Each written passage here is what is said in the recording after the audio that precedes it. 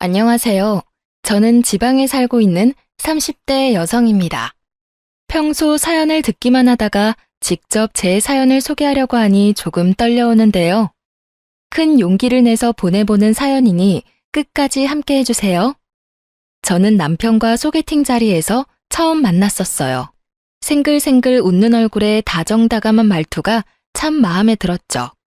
남편 역시 저를 마음에 들어했고 그렇게 저흰 뜨거운 연애를 했었죠. 결혼은 당연한 수순처럼 연애 2년 만에 식을 잡았어요. 결혼하고 나니 남편은 제 생각보다 더욱 다정한 사람이더라고요. 평소 생리통이 심한 저를 위해 날짜를 체크하며 약을 먼저 준비해주는 것은 물론이고 기념이 아닌 날에도 이런저런 이유를 대며 데이트 신청을 하기도 했어요. 거기에다 퇴근길엔 가끔 제 생각이 났다며 꽃을 사오기도 했고요. 이런 남편의 단점을 굳이 뽑으라고 한다면 회사 일이 너무 바쁜 것이었어요. 여보, 이번 출장은 얼마나 걸려? 이번엔 1박 2일. 미안해, 자주 혼자 있게 해서. 아니야, 일이 바쁜 걸 어쩌겠어. 운전 조심하고 술 너무 많이 먹지 말고. 알겠지? 숙소 도착하면 영상통화할게. 영업직이란 직업 특성상 출장도 많고 접대 자리도 있어 불만이 있긴 했어요. 그래도 이렇듯 출장 시엔 숙소에서 영상통화는 물론이고 접대 자리에서도 자주자주 전화나 문자로 보고 아닌 보고를 해준 덕분에 늘 안심하고 기다릴 수 있었어요. 거기에다 평소에 워낙 잘하니 이쯤이야 대수롭지 않게 넘길 수 있는 문제가 되더라고요. 이런 저의 결혼 생활에 문제가 있다면 시댁이었어요. 결혼한 지 3년이 다 되어 가는데도 임신 소식이 전혀 없다는 것이 문제였죠. 시댁의 임신 압박 스트레스는 생각보다 더 힘들었고 결국 전 결혼 2년 차에 회사를 그만두고 본격적인 임신 준비를 위해 집에서 쉬기로 했죠. 그런데 집에서 쉬기 시작하니 더욱 시댁에서 저를 못 살게 굴더라고요. 왜 다들 아시죠? 뻑하면 시댁으로 불러 온갖 스트레스 덩어리를 주는 그런 시집살이. 저도 별반 다르지 않았어요. 처음엔 임신 압박으로 시작된 시집살이는 점점 갖은 트집을 잡으며 이유 없는 시집살이가 되어가고 있었어요. 전 이때껏 받아본 적 없는 스트레스에 시달리게 되었고 그런 상황에 견딜 수 없었던 저는 결국 남편이 극구 반대하던 병원 이야기를 다시 꺼내게 되었어요. 여보, 우리 아무래도 병원에 가보는 게 좋을 것 같아. 또 그 이야기야? 난 그렇게까지 당신 고생시켜서 아기 가지고 싶지 않다니까. 그냥 기다리다 보면 자연스럽게 생기겠지. 조금만 더 기다려보자, 응? 남편은 여전히 싫다고 했고 결국 진짜 이유를 남편에게 말하게 되었죠. 그게 사실은 나 요즘 어머님 때문에 조금 힘들어서 그래. 거의 날마다 시댁으로 불러서 임신 가지고 뭐라고 하시기도 하고 요즘엔 온갖 트집이란 트집은 다 잡으셔. 지난번엔 내 표정이 우중충해서 오던 아기도 도망간다고 말하셨다고. 뭐? 그게 정말이야? 그래서 너무 힘들어. 그러니까 우리 병원 가자. 뭐라도 해보자, 응? 진작 나한테 말하지 그랬어. 우리 집은 내가 잘 해결할 테니까 병원은 좀 더 생각해보자. 다시 한번 말하지만 당신 힘들게 고생시켜가면서까지 아기 가지고 싶지 않아서 그래. 그러니까 조금만 더 기다려보자. 우리 집은 걱정하지 말고. 이렇게까지 말하는데 제가 뭐 할 말이 있겠어요. 그냥 남편을 믿어보기로 했죠. 무엇보다 저를 위하는 마음만큼은 제가 확신하고 있었으니 이제 좀 괜찮아지겠거니 했고요. 하지만 남편의 호언장담과는 달리 시모는 계속해서 저를 시댁으로 불렀고 혼자서 괴롭히는 것은 성에 차지 않았는지 어느 순간부턴 시누이까지 집으로 불러 두 사람이 합심해 저를 괴롭히기 시작하더군요.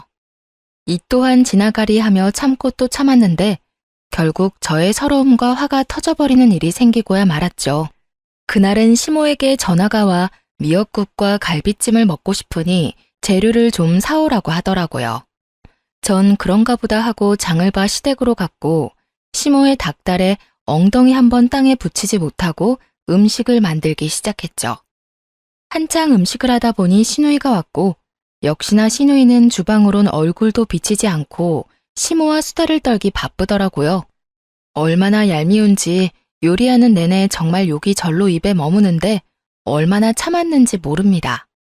그렇게 음식을 다 하고 나자 마치 하이에나처럼 시누이와 시모가 주방으로 들어오더군요. 옳게, 다 했어? 네, 다 했어요. 간 좀 보실래요? 맛있어 보이네. 엄마, 이거 담을 통 좀 줘. 시누이는 시모에게 음식을 담을 통을 요구했고 시모는 묻지도 않고 당연하다는 듯 통을 주더라고요. 시모에게 통을 받은 시누이는 저에게 아무 말도 없이 음식들을 남김없이 통에 싸기 시작했어요. 도대체 이게 무슨 상황인가 싶더라고요. 제가 기껏 다 한 음식을 한 번 물어보지도 않고 당연하다는 듯이 통에 다 담아버리는 시누이와 그런 시누이에게 더 필요한 건 없냐고 하는 시모. 전 끓어오르는 화를 누르며 두 사람에게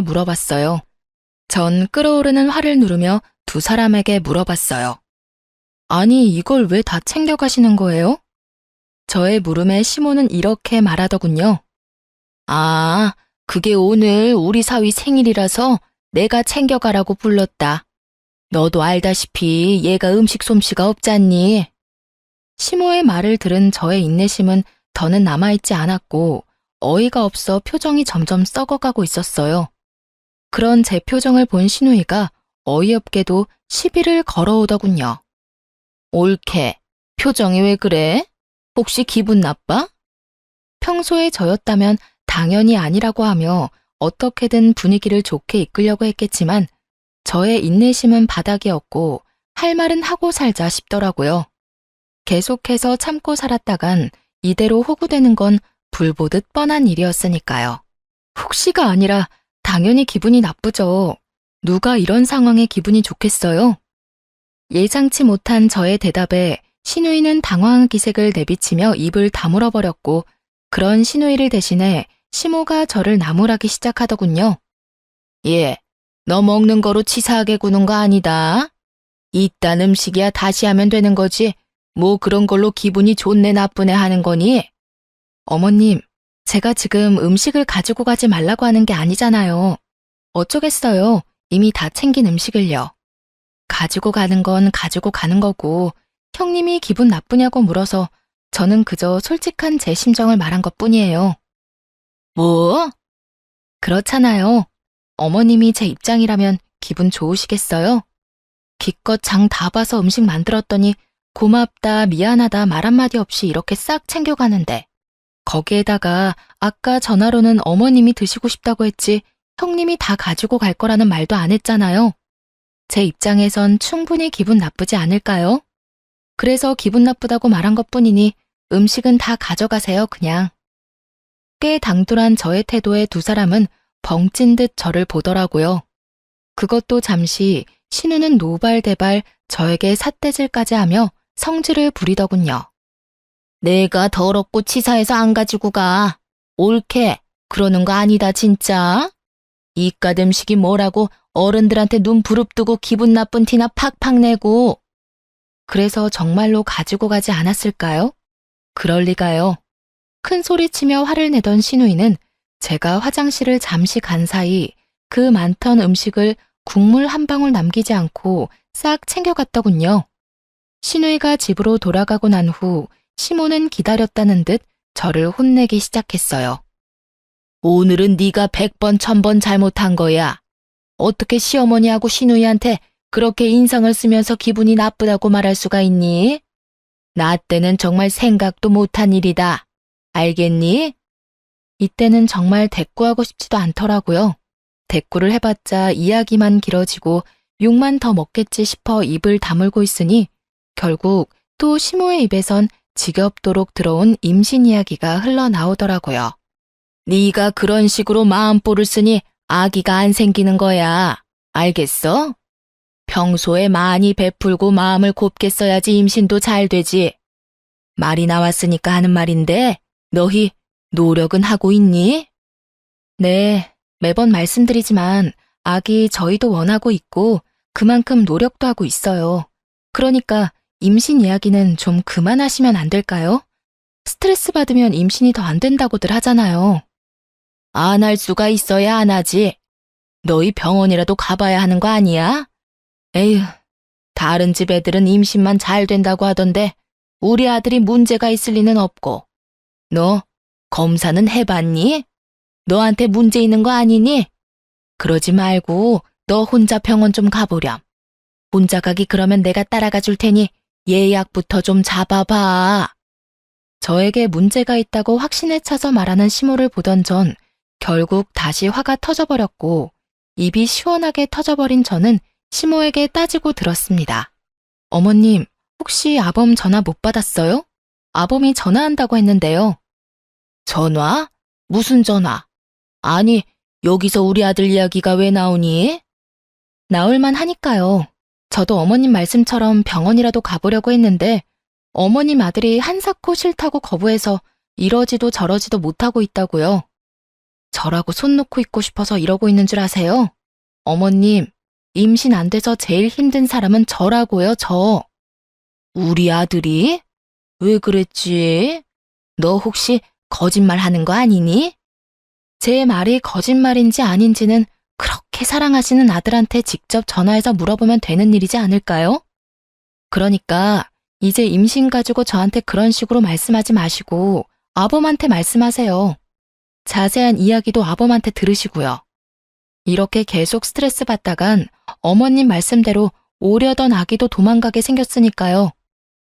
그야말로 제 입에선 울분이 터져나오고야 말았고 더는 저를 건드리면 안 되겠다는 현명한 판단을 한 시모는 헛기침을 해대며 말을 돌려버리더군요. 너는 왜 소리까지 지르고 그러니? 그냥 좋게 좋게 말하면 될 것을. 그나저나 비가 오려나 무릎이 왜 이렇게 아픈 줄 모르겠구나. 넌 어디 아픈 데는 없니? 감기 조심해. 요즘 감기가 유행이라더라. 이미 마음이 상해버린 저는 시모의 말에 대답도 하지 않았고 그렇게 기분이 잔뜩 상한 채로 집에 돌아와 남편을 기다렸어요. 이런 분위기일 거라 전혀 상상치도 못한 남편은 오랜만에 일찍 마쳤다며 꽃을 사들고 집으로 돌아오더라고요. 기분이 상할 대로 상해버린 터라 꽃으로 마음이 풀릴 리 없었던 저는 남편을 보자마자 따져 묻기 시작했어요. 여보, 어머님한테 전화 안 드렸어? 당신이 알아서 해결한다고 했었잖아. 잘 설명한다며. 깜빡했다. 왜? 무슨 일이 있었어? 혹시 오늘도 불려갔다 온 거야? 오늘은 미역국이랑 갈비찜 드시고 싶다고 하셔서 기껏 장봐서 음식 다 만들어놨더니 형님이 싹싹 긁어가더라고. 그래서 이게 뭐 하는 경우인가 싶었더니 아주버님 생일이라서 나한테 음식 만들라고 했더라고. 뭐? 누나 진짜 미친 거 아니야? 자기 남편 생일 음식을 왜 당신한테 만들래? 거기서 끝인 줄 알아? 기분 나쁘냐고 하길래 기분 나쁘다고 했다고 혼나고 형님 가시고 나니까 임신 못한다고 또 혼나고. 나 진짜 힘들어, 여보. 요즘엔 내가 이렇게 혼만 나려고 당신이랑 결혼했나 이런 생각까지 들려고 그래. 진짜 미안해. 내가 요즘 회사 일로 바빠서 깜빡했어. 내가 이번엔 정말 잊지 않고 잘 해결할 테니까 마음 좀 풀어. 앞으로 그런 말 듣지 않도록 할게. 그래, 당신이 싫다고 해서 병원도 못 가는 거니까 병원 이야기, 임신 이야기 나오지 않게 중간에서 잘 이야기 좀 해줘. 남편은 제 말에 다시 한번 미안하다며 저를 잘 달래주었고 저는 그런 남편을 한 번 더 믿어보기로 했습니다. 그날 이후 남편은 잘 이야기했는지 저는 임신에 대해선 아무 이야기가 없긴 하더라고요. 그렇다고 해서 시집살이가 아예 사라진 건 아니었어요. 임신 압박만 없을 뿐이지 여전히 절 불러다 이런저런 일을 시키며 시집살이를 시키고 있었어요. 하지만 그럴 때마다 남편이 저를 잘 보듬어주고 잘 대해주고 있어 그 정도는 사랑하는 남편을 위해 참을 수 있다는 생각이 들더군요. 거기에다 미역국 사건 이후 저도 마냥 참으며 당하고만 있지는 않던 터라 몸은 고단해도 속은 시원할 때도 있긴 했어요. 물론 그런 저의 당돌한 행동이 때론 시모의 화를 돋우기도 했지만 대부분 시모가 목덜미를 잡았으니 뭐 나름 만족스럽기까지 하더군요. 그렇게 나름대로 시원한 상황을 보내던 어느 날, 다른 날과는 달리 시모에게서 새벽부터 전화가 오더라고요. 전 당연히 자고 있었고 제 전화를 남편이 대신 받게 되었죠. 여보세요? 꼭두 새벽부터 무슨 일이야, 엄마? 남편의 목소리엔 짜증이 가득했고 방이 조용하니 시모의 당황한 목소리가 들려오더라고요. 아, 그게 네 처는 어쩌고 네가 이 전화를 받아? 시간이 몇 시인데 자고 있지. 나한테 말해. 일어나면 전해줄 테니까. 그게 그냥 중요한 건 아니고. 중요한 거 아니면 낮에 전화해, 낮에. 이게 뭐야? 새벽부터 사람 잠 다 깨우고. 아, 그리고 혹시나 해서 하는 말인데 오늘 집사람 나랑 약속 있으니까 집으로 부를 생각하지 말고. 약속? 무슨 일 있니? 중요한 일 있어. 그러니까 오늘 부르지 마. 그리고 이렇게 일찍부터 전화도 하지 마. 아니, 이제 집으로도 좀 그만 불러. 이 사람이 엄마 집안일이나 해주려고 나하고 결혼한 것도 아닌데 매번 왜 그렇게 이 사람 불러다 일을 시켜? 할 일이 많으면 차라리 돈 주고 사람을 불러. 내가 돈 줄 테니까. 어머, 누가 들으면 내가 마구 부려먹는 줄만 알겠다. 그렇게 힘든 일 시킨 적도 없어. 집으로 부른 거는 자주 보고 해야 가족 간의 정도 빨리 생기고 하니까 그런 거지. 가족 간의 정은 무슨? 정 붙이려다 있던 정도 떨어질 판국이니까 그만 불러. 이런 말 몰라? 시댁과는 멀리 지낼수록 좋다. 며느리는 절대 딸이 될 수 없다. 그러니까 이상한 논리로 이 사람 괴롭히지 말고 거리를 좀 두고 지내라고. 그러면 이만 끊어요. 나 조금이라도 더 자고 출근하게. 그렇게 남편은 전화를 끊어버렸고 잠이 완전히 깨지 않은 그 순간에도 남편이 얼마나 고마웠던지 몰라요.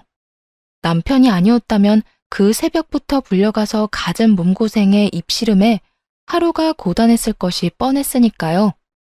어쨌든 남편 덕분에 시댁을 가지 않아도 됐던 저는 간만에 늦잠까지 자고 일어나 상쾌한 기분으로 남편 회사로 찾아가기로 했어요. 남편과 밖에서 점심을 먹은 지도 오래된 것 같기도 했고 무엇보다 남편을 깜짝 놀라게 해주고 싶기도 했으니까요. 그래서 오랜만에 화장도 하고 가장 아끼는 옷을 입고선 남편의 회사로 향했죠. 그런데 그런 저의 발걸음이 제 인생을 송두리째 바꿔버리고 말았습니다. 남편의 회사로 향하는 길, 저는 혹시나 하는 마음에 남편에게 전화를 걸어보았지만 남편은 전화를 받지 않더라고요. 불안한 마음이 들긴 했지만 아침까지만 해도 외근을 나갔다는 말이 없기도 했고 늘 외근을 나갈 때면 연락을 해줬던 터라 그냥 남편의 회사로 계속 향했죠. 이윽고 남편의 회사 앞에 도착했고 전 다시 한번 남편에게 전화를 걸었어요. 남편은 전화를 받지 않고 있었고 아무래도 바쁜 것 같아 돌아서려는 순간 남편이 회사에서 급히 나오고 있더라고요.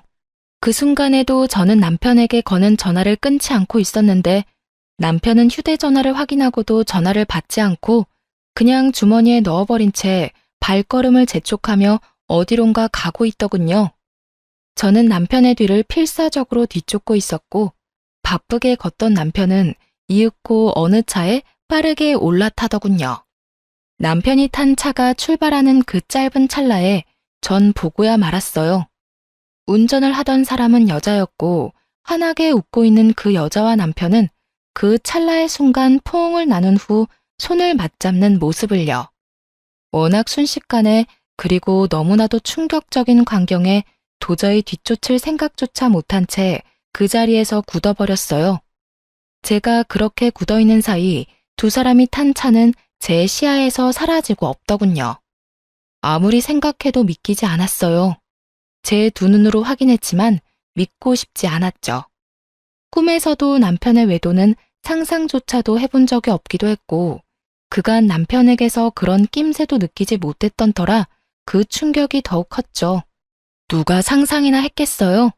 출장이 잦긴 했지만 늘 자기 전엔 숙소에서 이불을 덮고 영상통화를 했었고 때론 제가 귀찮다고 느껴질 정도로 어디를 가나 사진을 찍어 보내주곤 했으니까요. 그것뿐인가요? 시댁과의 마찰에서도 늘 제 편이었고, 혹시나 제가 힘든 일이 생길까 싶어 굳이 말하지 않아도 스스로 나서 저의 방패막이 역할을 해주곤 했던 남편이었는데, 그런 남편이 외도를 저지르고 있다니 정말 상상도 못한 상황이었어요. 그 자리에 한참을 서 있었다가 집으로 돌아왔죠. 집으로 돌아온 저는 제가 본 광경을 떠올리고 또 떠올렸지만 아무리 떠올려봐도 믿을 수가 없었어요. 지금 생각하면 참 바보 같지만 그때는 차라리 제 두 눈이 이상한 거라고 믿고 싶기도 했으니까요. 하여튼 전 더 확실히 확인할 필요가 있다고 생각했고 남편을 기다렸어요. 그날 저녁 남편은 집으로 돌아왔고 전 아무것도 모르는 척 남편에게 물어보았어요. 여보, 오늘 왜 전화 안 받았어? 그게 오늘 갑자기 거래처 사람 만나야 할 일이 생겨서 정신이 없었어. 중요한 거래처였거든. 아, 그랬어? 난 또 전화 안 받길래 무슨 일 있는 줄 알았지. 당신도 참. 내가 회사에서 무슨 일 있을 게 뭐 있어. 당신이야말로 무슨 일 있었어? 전화 여러 통 한 것 같던데. 아니, 그냥 오랜만에 당신이랑 점심이나 먹을까 했지. 밖에서 점심 같이 한 지 오래된 것 같아서 말이야. 생각해보니 그렇네. 다음에 점심 먹자. 내가 좀 한가한 날 연락할게. 그래, 피곤할 텐데 먼저 자.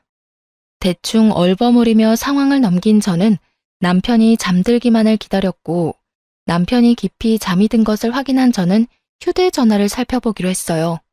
하지만 남편의 휴대전화는 잠긴 상태였고 아무리 머리를 굴려봐도 도저히 풀 수가 없더군요. 그래서 전 며칠 동안 남편이 휴대전화를 만질 때마다 티 안 나게 신경 써서 관찰했죠. 그렇게 3일 노력한 끝에 비밀번호를 알게 되었어요. 그렇게 열리게 된 판도라의 상자는 정말 충격의 연속이었습니다. 우선 상간녀의 정체는 다름 아닌 거래처 사람이었고 두 사람은 한두 달 짧게 만난 사이가 아닌 좋기 1년은 넘은 사이더군요. 거기서 끝이 아니었어요.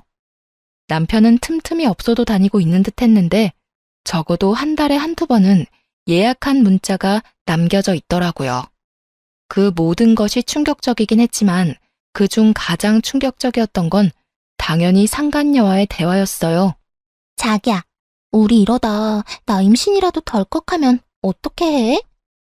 그런 걱정은 하지도 말라니까. 어떻게 걱정을 안 해? 나 자기한테 말을 안 해서 그렇지. 생리 날짜 밀릴 때마다 불안해서 미칠 것 같단 말이야. 자기야, 진짜 걱정 안 해도 돼. 사실 나 결혼하기 직전에 정관 수술했어. 난 아기 생각이 전혀 없는데 결혼하면 아기가 생길 수밖에 없을 것 같아서 와이프 몰래 정관 수술해버렸어. 그러니까 그런 걱정은 안 해도 돼. 정말? 다행이긴 한데 자기 와이프 불쌍하다. 자기 집에서 임신 가지고 장난 아니게 뭐라고 한다며. 자기 와이프는 아무것도 모르고 임신 안 된다고 혼자 끙끙거리고 있을 거 아니야? 그래서 내가 우리 집엔 임신 문제로 이야기 꺼내지 말라고 했지. 그 문제는 우리가 알아서 한다고 말이야. 요즘 같은 세상에 굳이 왜 애를 낳아야 하는지 난 이해가 안 돼. 난 자유를 누리고 살고 싶다고. 그런데 애가 있다고 생각해봐. 자유가 되겠어? 상상만 해도 너무 싫어. 그게 무슨 고생이야. 밖에선 돈 번다고 힘들고 집에 들어가선 애랑 마누라 본다고 힘들고 안팎으로 그게 무슨 고생이냐고. 그야말로 억장이 무너지더라고요. 되지도 않을 임신해보겠다고 그간 열심히 다녔던 회사까지 그만두고 노력하고 있는데 남편이란 인간은 밖에서 온갖 더러운 짓과 함께 저 몰래 수술까지 했다뇨. 그러면서 집에 와서는 세상에 둘도 없는 다정한 남편인 척 연기한 그간의 행실이 떠오르며 온몸에 소름이 돋더군요. 남편의 휴대전화를 살펴보며 이혼을 마음먹게 되었고 이혼 시 확실한 증거를 위해 남편에게 사람을 붙이게 되었습니다. 그렇게 때를 기다리며 복수를 계획하고 있는데 남편의 출장 소식이 들려오더라고요. 얼마나 기뻤는지 몰라요. 그 출장은 외도 여행임이 분명했으니까요. 그렇게 내적 기쁨으로 설레는 나날들을 보내고 있는데 한동안 조용하던 시모에게서 또 연락이 오더라고요. 아가, 오늘 바쁘니? 들어보니 우리 아들 출장 갔다고 하던데 그게 바쁜 일 없지? 뭐 때문에 그러시는데요? 다름이 아니라 저번에 네가 해준 갈비찜이 너무 맛있어서 그러는데 오늘 와서 좀 더 해주면 안 될까?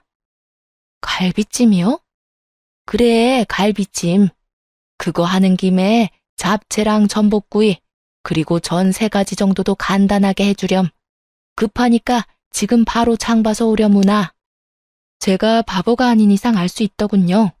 이번에도 시누이의 짓이구나 하고요. 누가 들어도 잔치 음식임을 알 수 있었고 또 내 손을 빌려 시누이의 시댁어른 중 한 명의 생일상을 차리려고 하는구나 하고요. 그렇게 전 100% 시누이가 필요한 것이라 확신했고 알겠다고 말하고선 장을 봐 시댁으로 갔어요. 시댁에 들어서는 저의 예상대로 시누이는 소파에 앉아 TV를 보고 있었고 저를 보고서도 인사조차 하지 않더군요. 이번에도 음식을 다 만들었다 싶으니 시누이는 주방으로 슬금슬금 들어와 고맙다는 말 한마디 없이 음식만 쏙 챙겨가 버리더군요. 저 역시 기대도 하지 않았던 터라 그냥 그렇게 시누이를 보내주었고 저 역시 집으로 돌아가기 위해 가방을 챙기니 시모가 득달같이 다가와 닥달하더라고요. 너 뒷정리는 안 하니? 주방을 저꼴로 만들어 놓고 그냥 가면 뒷정리는 누가 해? 평소 저는 정리를 하며 음식을 하는 스타일인데 그날은 정리는커녕 더욱 어지르며 음식을 만들었고 그 덕분에 주방은 엉망진창이 되어 있었죠. 일부러 주방을 그 꼴을 만들었던 저였기에 저는 시모를 바라보며 이렇게 말했어요. 어머님, 저도 웬만하면 뒷정리까지 해놓고 가고 싶은데 아시다시피 오늘 만든 음식 가짓수가 많잖아요. 그래서 그런지 몸살이 오려나 몸이 으실으실한 게 금방이라도 쓰러질 것 같아서요. 그러니까 뒷정리는 어머님이 좀 해주세요. 그럼 저는 먼저 가볼게요. 저의 천연덕스러운 연기에 시모는 콧방귀를 끼며 어떻게 해서든 저를 붙잡으려고 했지만 저는 시모의 모든 손길과 말을 무시한 채 집으로 돌아와 버렸어요. 그렇게 룰루랄라 집에서 즐거운 시간을 보내고 있는데 시누이에게서 전화가 오더군요. 옳게, 도대체 음식을 어떻게 한 거야? 간 안 봤어? 음식이 죄다 짜고 달고 쓰고, 아우 정말, 이게 뭐야? 그래요. 누구 좋으라고 정성껏 맛있는 음식을 차릴 필요가 있겠어요? 음식으로 장난치지 말라는 말이 있지만 한번 당해바란 심정으로 소금 2봉지와 간장 1통을 거기서 다 쓰고 왔어요. 당연히 사람이 먹을 만한 음식이 아니었는데 여우 같은 신우는 당당하게 자신이 요리했다고 시댁에 가져간 거였죠. 간도 하나 안 보고 말이죠. 자기가 직접 요리한 척 연기한 가증스러운 신우에게 한마디 건넸어요. 그렇게 잘하면 형님이 직접 하시지 그랬어요? 뭐? 지금 그걸 말이라고 해? 이딴 식으로 할 거였으면 내가 했지. 왜 한다고 나서서 이런 망신을 당하게 해? 아니, 해달라고 한 사람이 누군데 이제 와서 제 탓을 하세요? 저는요, 해달라고 해서 해준 것뿐이지 맛있게 한다는 말은 한 적이 없다고요. 제 말에 약이 오를 대로 오른 시누이는 언성을 높이며 화를 내기 시작하더라고요. 야, 너 말 다 했어? 너 일부러 이딴 식으로 만들었구나. 일부러 그랬다. 오냐오냐 해주니까 내가 무슨 혹은 줄 알았나 본데. 야, 앞으로 네 식구들 입으로 들어갈 음식은 네 손으로 직접 해먹여. 자신 없으니 네 엄마 시키던가. 어디서 이거 해라 저거 해라 시켜먹고 난리야. 뭐? 너 진짜 미쳤어? 나한테 이딴 식으로 굴고도 무사할 줄 알아? 아이고, 무서워라. 너무 무서워서 온몸이 다 떨리네. 야, 너 진짜 이딴 식으로 나올 거야? 이딴 식으로 나올 거니까 더 험한 말 듣고 싶지 않으면 전화하지 마. 다시 한번 이딴 일로 나한테 연락하면 나도 진짜 가만 안 있을 거니까.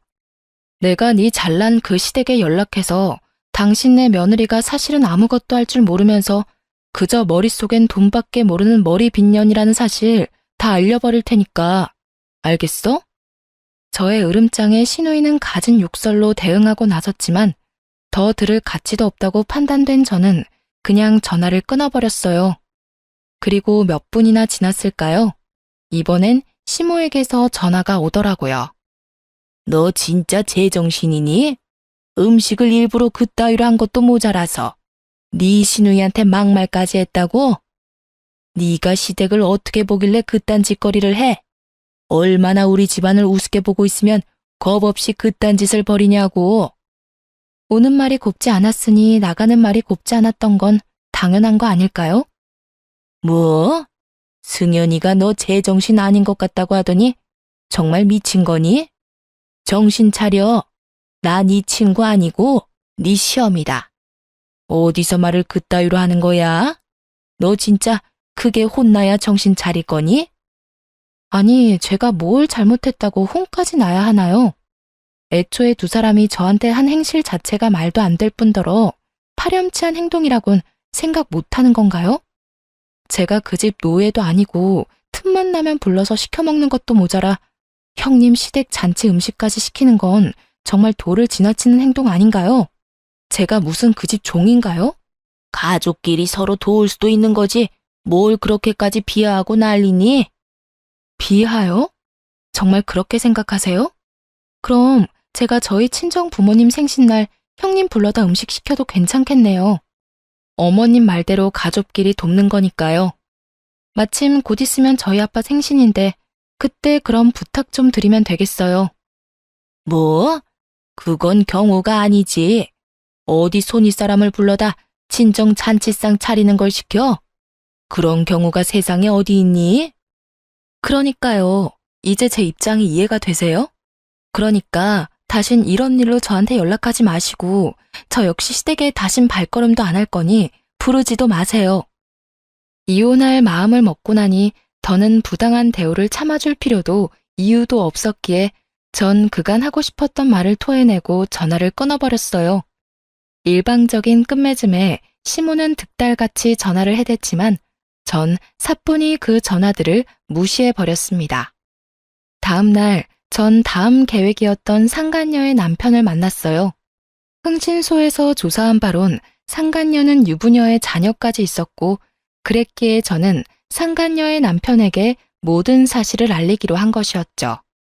저는 상간녀의 남편에게 충격적인 사실을 알렸고 상간녀의 남편 역시 충격이 큰 듯 보였지만 아무래도 자녀들이 있으니 애써 현실을 부인하며 고민을 하는 것 같더군요. 혹시 지금 출장 가지 않았나요? 그걸 어떻게... 혹시 그럼... 네, 저희 남편도 출장 갔거든요. 뭐 급하게 잡힌 2박 3일 출장이라고 하던데요.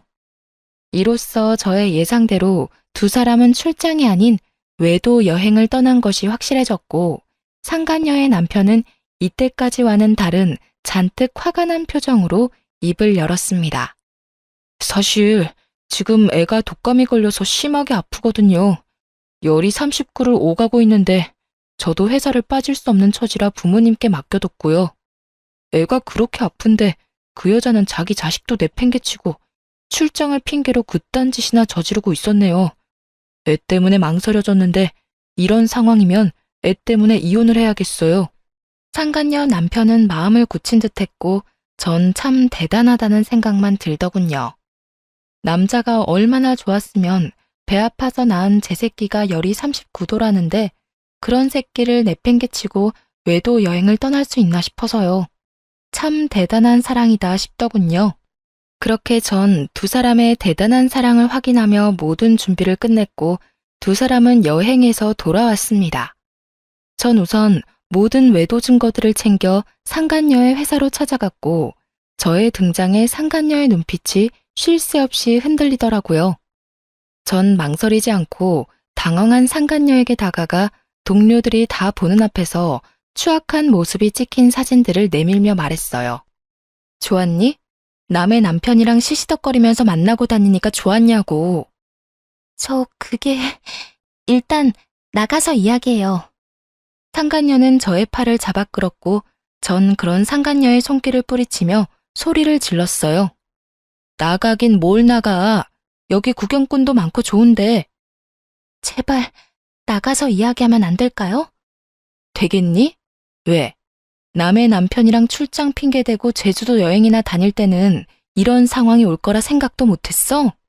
2박 3일 외도 여행이라 행복했겠더라. 그런데 제주도까지 갔는데 2박 3일은 너무 짧지 않았니? 왜? 한 일주일은 있다가 오지 그랬어. 아픈 애까지 내팽개치고 여행 갔으면 그 정도는 있다 왔어야 하지 않나? 제 말에 상간녀는 깜짝 놀라며 저를 잡아 끌었고 동료들은 경악을 금치 못하고 있더라고요. 상황이 그렇게 되자 상간녀는 도리어 흥분을 하며 저를 더욱 거칠게 잡아 끌었고 전 그런 상간녀의 손을 뿌리치고 뺨을 때려버렸습니다. 손대지 마. 어디 더럽게 자꾸 잡아 끌어? 저에게 한 대 맞은 상간녀는 눈이 돌아버린 듯 노발대발하며 저에게 달려들더라고요. 네가 뭔데 날 때려? 네가 도대체 뭔데 날 때리냐고. 남편 간수 못한 네가 잘못이지 내가 뭘 잘못했다고 날 때려?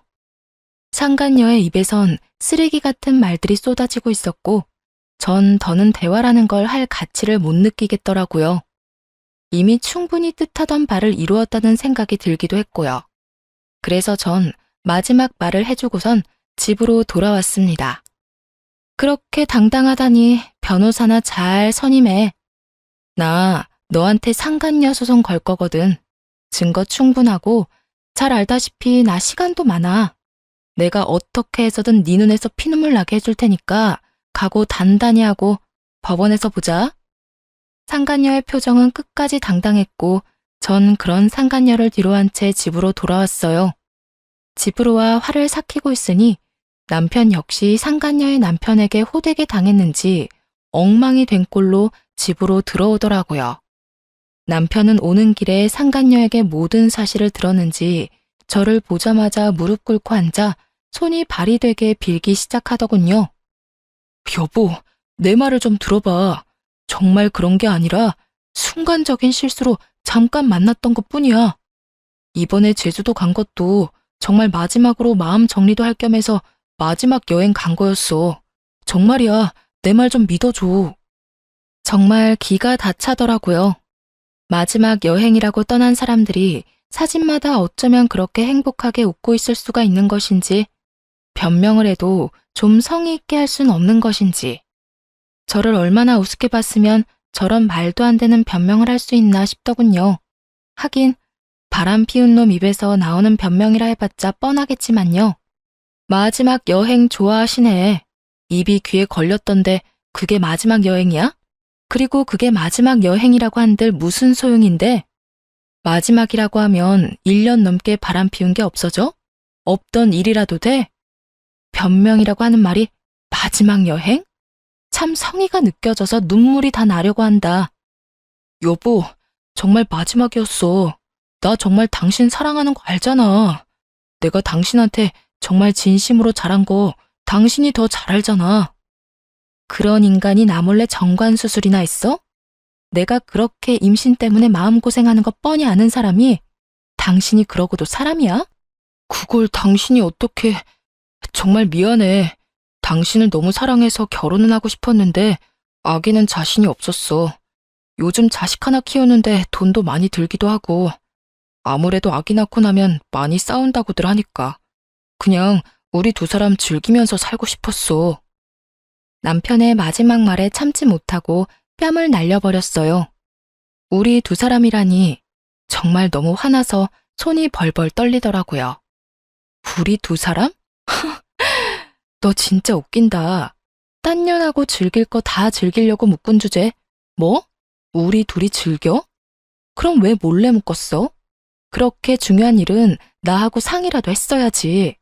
난 그것도 모르고 당신 엄마한테 온갖 모진말이란 말은 다 들으면서 살았는데 그런 식으로 날 속일 거면 나하고 결혼은 왜 한 거야? 더러운 짐승만도 못한 자식. 그냥 이 여자 저 여자 만나면서 즐기고 살지 왜 내 인생까지 구렁텅이로 몰아넣었냐고.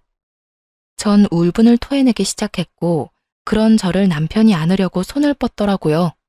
그 순간 전 그 손을 뿌리치고선 다시 한번 뺨을 있는 힘껏 때려버렸습니다. 남편은 할 말이 없었는지 부르튼 뺨을 감싸며 바닥만 쳐다보고 저도 아무 말 하지 않았어요. 몇 분간의 정막이 흘렀죠. 전 그런 남편에게 이혼을 통보해버렸어요. 우리 이혼하자. 이런 꼴까지 다 봤는데 더 같이 살 이유가 없잖아. 저의 이혼 통보에 남편은 울고불고 매달리기 시작하더군요. 안 돼. 이혼이라니. 내가 당신 없이 어떻게 살아. 이혼은 절대로 안 돼. 당신이 나 한 번만 용서해줘. 내가 앞으로 지금보다 더 당신 위하면서 살게. 더 노력하면서 당신만을 위해서 살게. 그러니까 이혼은 하지 말자. 응? 밖에서 이 여자 저 여자 다 만나놓고 나 없이 못 산다는 말이 나와 지금? 넌 정말 양심이란 게 없구나. 하긴 양심이 있었으면 그딴 짓은 안 하고 다녔겠지. 네 집안 사람들이나 너나 참 양심 없는 건 매 한 가지구나. 내가 다 미안해. 당신 말이 다 맞아. 난 당신이 무슨 말을 어떻게 하든지 간에 다 인정하고 용서를 빌 거야. 그러니까 이혼은 하지 말자.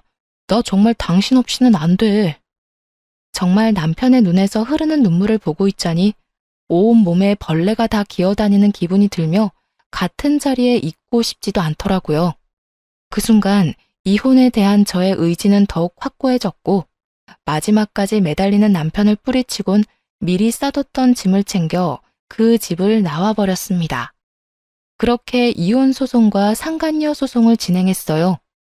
생각보다 절차가 많아 고단했지만 증거가 너무 확실해서 제가 원하는 결과를 얻고 끝이 났습니다. 소송이 진행되던 사이 전 남편과 상간녀는 회사에서 쫓겨나다시피 사표를 냈다고 하더군요.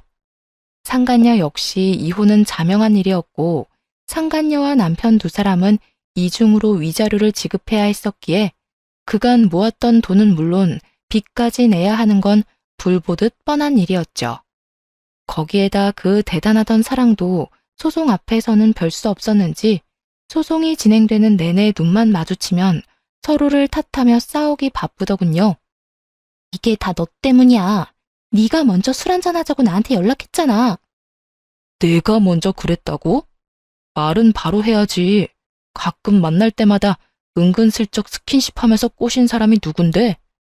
하도 노골적이게 다가오길래 불쌍해서 술 한잔 하자고 했더니 좋다고 나와서 술 취한 척 해놓고 지금 누가 누굴 탓해? 노골적? 참나, 노골적으로 쳐다본 사람이 누군데? 하여튼 이건 전부 네 탓이야. 다 너 때문이라고. 너 때문에 난 내 자식도 못 보고 살게 생겼어. 어떻게 책임질 거야?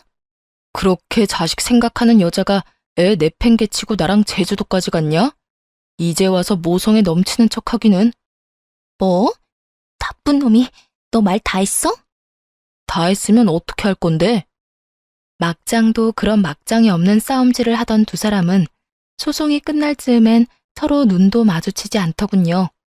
결국 저런 막장으로 끝맺음을 할 것을 왜 가정까지 버렸나 싶어 약간 씁쓸하긴 하더군요. 두 사람의 잘못된 선택으로 인해 저를 포함해 어린 자식까지 씻을 수 없는 상처를 받았으니까요. 그렇게 찢어진 두 사람의 소문은 널리 널리 잘 퍼졌고 그 덕에 같은 업계 취업은 불가능해 보였죠. 불륜 남녀라는 타이틀이 꼬리표처럼 따라다닐 테니까요. 그 후 이젠 끝이겠거니 했는데 시모한테서 휴대전화에 불이 나게 전화가 계속해서 오더라고요. 여전히 제가 호구짓이나 하던 만만한 며느리라 생각하는 게 분명해 보였어요. 물론 저는 그 전화를 받지 않았고 제가 무시를 하니 문자가 오더군요.